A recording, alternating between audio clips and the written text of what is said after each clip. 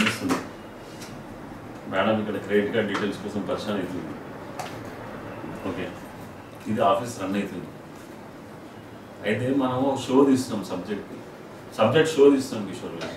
నువ్వు 420 million చూసావు show, దానికి 6 episodes ఉన్నాయి. దాని స్టోరీలే 6 రకాలు ఉన్నాయి.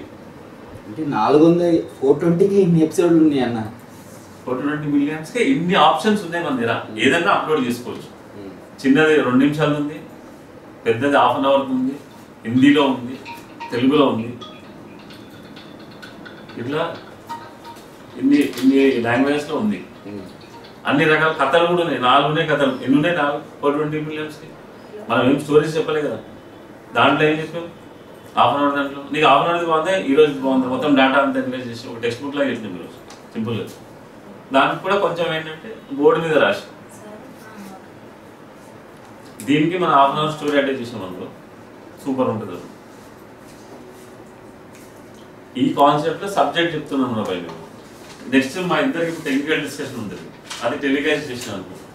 ఇదే ఇప్పుడు అయితే ఒక బిట్ అయితే చూడు, దాన్ని మనం డెలివరీ చేస్తాం. ఆల్రెడీ ఒక ప్రాజెక్ట్, బార్బెక్యూ ప్రాజెక్ట్ రన్ అవుతుంది, సీరియల్లీ ఫాలో అవుతున్నారు అందరు. ఆ సీరియల్ ఫాలో అయిన ప్రోగ్రామ్ డెవలప్ చేస్తాం మేము. ప్రోగ్రాంలో ఇంజనీర్ కోఆర్డినేషన్స్, మనము టైము, టార్గెట్, ఫోకస్ ఇవన్నీ కనిపిస్తుంటాయి అన్నమాట.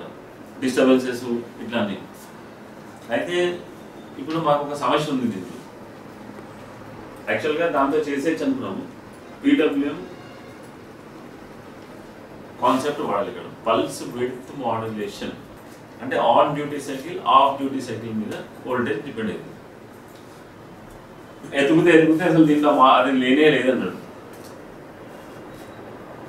PWM ఆప్షన్ లేదన్నాడా? నా దగ్గర ఉన్న మోడల్లో లేదన్నాడు. ఇప్పుడు PWM తయారు చేయాలి. ఎట్లా చేస్తాం? కోడింగ్ కాదు, రాసేసుకోవచ్చు కదా. దానికి ఏం కావాలి? 1 millisecond ఉందా అని అడిగాను. 1 millisecond పల్స్ ఉందా? అది 1 milli స్కాన్ టైం ఎంత ఉంది?